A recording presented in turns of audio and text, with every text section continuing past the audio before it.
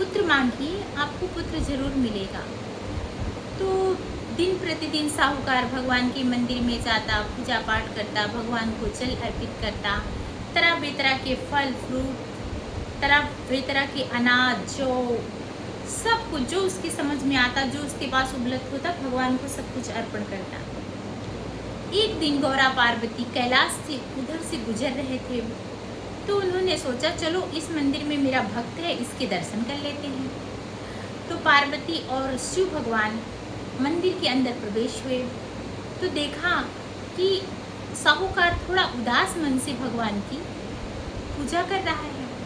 तो गौरा जी ने शिव बाबा से पूछा, स्वामी ये तो हमेशा प्रसन्नता से आपकी पूजा पाठ करता है, तो आपका परम भक्त है और आपने इसको सब कुछ दिया है, तो ये क्यों इतना उदास है? तो बुद्ध बाबा भोलेनाथ ने उत्तर दिया, हे स्वामिनी, इसके पुत्र नहीं है और इसके भाग में पुत्र है भी नहीं, इसलिए उदास है। इसकी पत्नी इसको बार बार आग्रह करती है कि आप शिव बाबा से पुत्र मांगिए, और ये मुझसे कुछ मांगना नहीं चाहता है। तो गौरा मैया ने बड़ी प्रार्थना शिव बाबा से की, अरे इसको पुत्र दे दो, क्योंकि माँ का स्वभाव ऐसा होता है।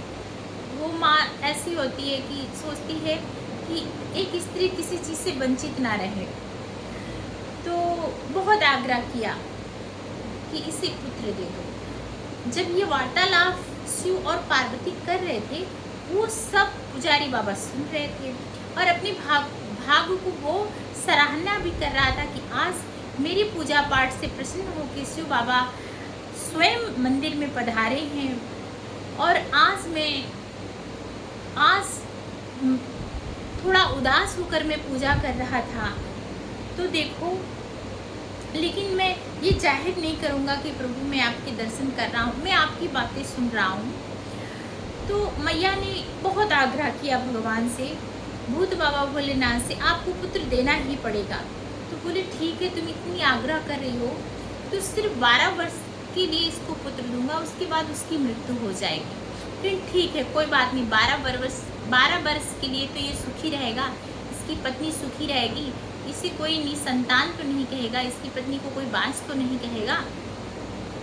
पुजारी उसे ना प्रसन्नता हुई ना उसे दुख हुआ, क्योंकि उसे पता था 12 वर्ष बाद जवान पुत्र फिर से मृत्यु को प्राप्त हो जाएगा, तो किस बात की खुशी। और वो उसी तरह नित्य प्रतिदिन भगवान का पूजा पाठ अर्चन करता रहा, नित्य नियम करता रहा, और 9 महीने और साहूकरनी सेठानी को पुत्र रत्न की प्राप्ति हुई, और उसने बहुत खुशहाली मनाई, भोज भंडारे किए, दान पुण्य किए, खूब ढेर सारा ब्राह्मणों को दान दिए। पत्नी बहुत प्रसन्न थी। धीरे धीरे 1 वर्ष, 2 वर्ष, 3 वर्ष, 4 वर्ष, 5 वर्ष, 6 वर्ष बीतने लगे। जब बच्चे की पढ़ने की आयु हुई, 6-7 वर्ष का हुआ, तो पति ने कहा, अब पत्नी से कहा कि इसे काशी जी पढ़ने के लिए भेज देते हैं, विद्या अध्ययन कराए, तभी तो ये साहूकारी करेगा, साहूकार का बेटा है, हमारे पास धन भी बहुत है, तो कुछ पढ़ लिखाए। तो पत्नी बोली, जैसी आपकी इच्छा स्वामी, वैसे इसको छोड़ने का तो मन नहीं करता है, एक ही तो हमारे पुत्र है, और नहीं भी पढ़े लिखेगा तो कौन सी बड़ी बात है, और आपका व्यवसाय करेगा, आप ही कहाँ कितने बड़े पढ़े लिखे हो। लेकिन फिर भी पुत्र पर अधिक अधिकार पिता का होता है, वो खिलाता पिलाता है कमाकर, तो उसका ज़्यादा अधिकार होता है, वो सब कुछ उससे कर सकता है, करवा सकता है, उसके अकॉर्डिंग वो चला सकते हैं। कुछ नहीं बोली पत्नी, ठीक है भाई। 7 वर्ष का हो गया, 7वें 8वें वर्ष, उसे पता था कि मृत्यु को तो प्राप्ति हो जाएगा, इससे अच्छा है कि पत्नी और मुझे इसके बिना रहने की आदत हो जाए। अब तो जो थोड़ा बहुत सुख पुत्र का मिलना था तो मिल गया, और ये बिछड़ जाएगा तो दुख सहने में संतावना मिलेगी। और वो ढेर सारा धन मुद्रा लेकर अपने साली को बुलवाया और पुत्र की तैयारी करवाया काशी जी पढ़ने भेजने के लिए। उसके मामा आए, उसको तैयार किए और ढेर सारा धन मुद्राएं लेके काशी जी पढ़ने के लिए भेज दिए, और कहा साहूकार कि रास्ते में यज्ञ हवन पूजा पाठ भंडारा खूब कराते हुए तुम जाना। इसी तरह 8 वर्ष में वो निकले थे, 2 वर्ष तो उनको पैदल भोज भंडारा कराते हुए काशी जी पहुंचते पैदल निकल गए। और 11वें वर्ष एक नगर में पहुंचे जहां राजा की कन्या का विवाह हो रहा था। तो ये साहूकार का पुत्र बहुत ही सुंदर था, बहुत ही तेजवान था, क्योंकि भगवान के आशीर्वाद से, भगवान के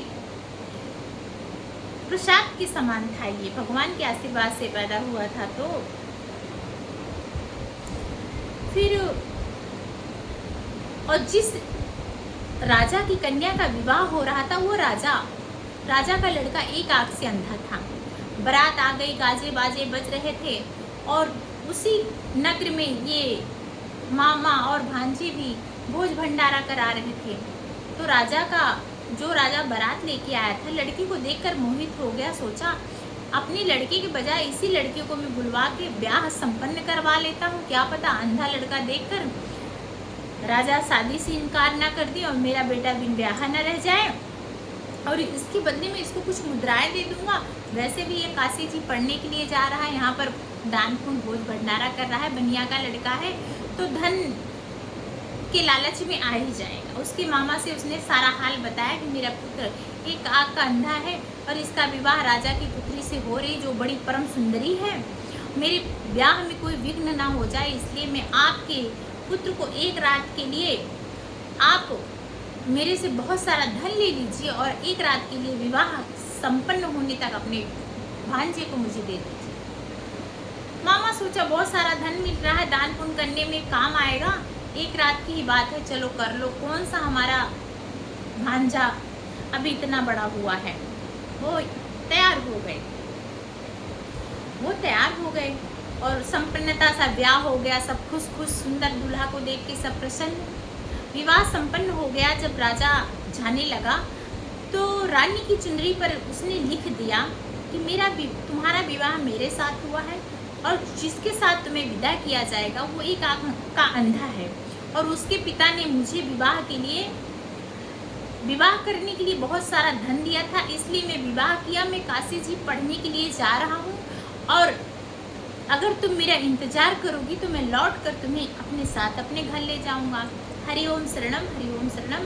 अभी ये कथा 3 पार्ट में पूरा होगा क्योंकि 2 पार्ट में भी वीडियो बहुत लंबा हो जा रहा है। तो हरि ओम शरणम।